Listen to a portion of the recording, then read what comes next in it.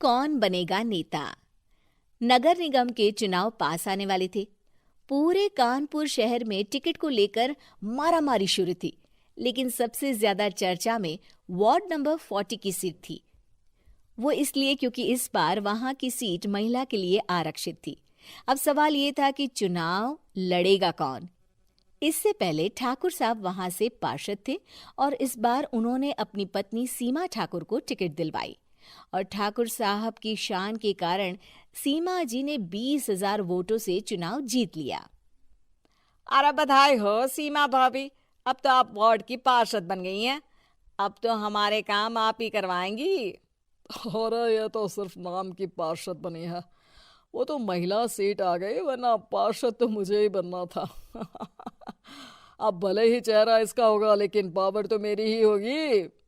अरे वाह भाई साहब, क्या दिमाग लगाया है आपने भी। आइए आप लोग, खाना लगा दिया है सबके लिए। सीमा जी पार्षद बन चुकी थीं, फिर भी उनकी एक ना चलती। सारे काम ठाकुर साहब खुद ही संभाल लेते और जहां जरूरत पड़ती वहां सीमा जी का अंगूठा लगवा लेते। सीमा जी ज्यादा पढ़ी लिखी भी नहीं थी। एक दिन ठाकुर साहब और सीमा एक प्रोग्राम में जाते हैं। अरे ठाकुर साहब, आप आ गए। ओहो, पार्षद मैडम भी आ गई हैं। स्वागत है आप दोनों का। लगता है हमारे पार्षद फंड का सही इस्तेमाल हो रहा है।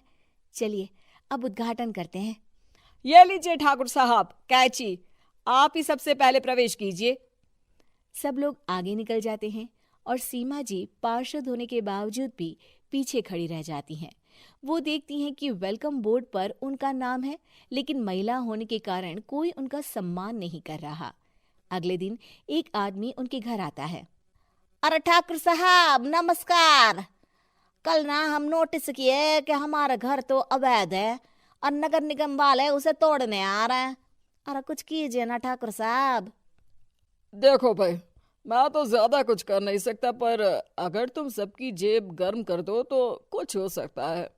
कुल मिलाकर 4 लाख लगेंगे। अरे 4 लाख ठाकुर साहब? अरे भाई, मैं अपने लिए नहीं मांग रहा हूँ। दरोगा है, इंजीनियर बाबू है, बड़े साहब है, सबको देना पड़ता है ना थोड़ा थोड़ा। बोलो है मंजूर? तभी वहां अचानक सीमा जी आ जाती हैं। अरे ये आप क्या कर रहे हैं? पहले इन्हीं लोगों से तो आपने वोट मांगे, अब इनसे ही पैसे ले रहे हो। अरे चुप रहो तुम, तुम्हारा काम है सिर्फ अंगूठा लगाना, तुम वही किया करो। मुझे दूसरे काम तुम मत सिखाओ, समझी? और तुम ना जाओ, अब पैसे लेकर आओ, वरना जेसीबी किसी भी वक्त आती होगी। सब कुछ ऐसे ही चलते रहता है। एक दिन सीमा जी और ठाकुर साहब को एक लोकल मीटिंग में बुलाया जाता है। वहां पर कई और अधिकारी लोग भी मौजूद रहते हैं। अब मैं चाहूंगा कि ठाकुर साहब हमारे बीच 2 शब्द कहें। मेरे प्यारे भाइयों और बहनों, आज मेरा सौभाग्य है कि मैं आप सबकी सेवा दिन रात कर पा रहा हूँ। आपने मेरी पत्नी को भारी मतों से जिताया है, इसलिए मैं आप सभी का शुक्रगुजार हूँ। मैं आप सबसे वादा करता हूँ कि हमेशा की तरह हमारे वार्ड में किसी को कोई तकलीफ नहीं आने दूंगा। सभी लोग तालियां बजाने लगते हैं। अब मैं माननीय पार्षद मैडम को स्टेज पे बुलाना चाहूंगा। अपने नाम को बुलाया सुनकर सीमा जी एकदम चौंक जाती हैं। उन्हें बिल्कुल उम्मीद नहीं थी कि इतनी बड़ी जगह उन्हें मंच पर बुलाया जाएगा। जैसे तैसे वो मंच पर चढ़ती हैं। ऊपर जाते ही सीमा जी को सारी पुरानी बातें याद आ जाती हैं कि किस तरह उनके पति उन्हें कभी भी आगे बढ़ने नहीं देते और उनके नाम से गलत काम करते हैं। वो बोलने लगती हैं। मैं आपके वार्ड की पार्षद सीमा हूँ। आप में से बहुत कम लोग ही मुझे जानते होंगे, क्योंकि इससे पहले मुझे कभी ऐसा मौका ही नहीं मिला।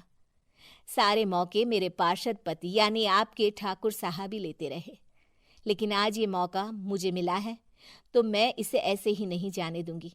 मैं आपको ये बताना चाहती हूँ कि आपके ठाकुर साहब मेरे नाम की आड़ में गैर कानूनी काम करते हैं, जिस पर अंगूठों के निशान मेरे होते थे। इसीलिए मैं अपनी गलती मानती हूँ और आज अपने पद से इस्तीफा देती हूँ, ताकि आगे से कोई गलत काम ना हो पाए। अब फैसला आप सबके हाथ में है कि आप हमें क्या सजा देना चाहते हैं।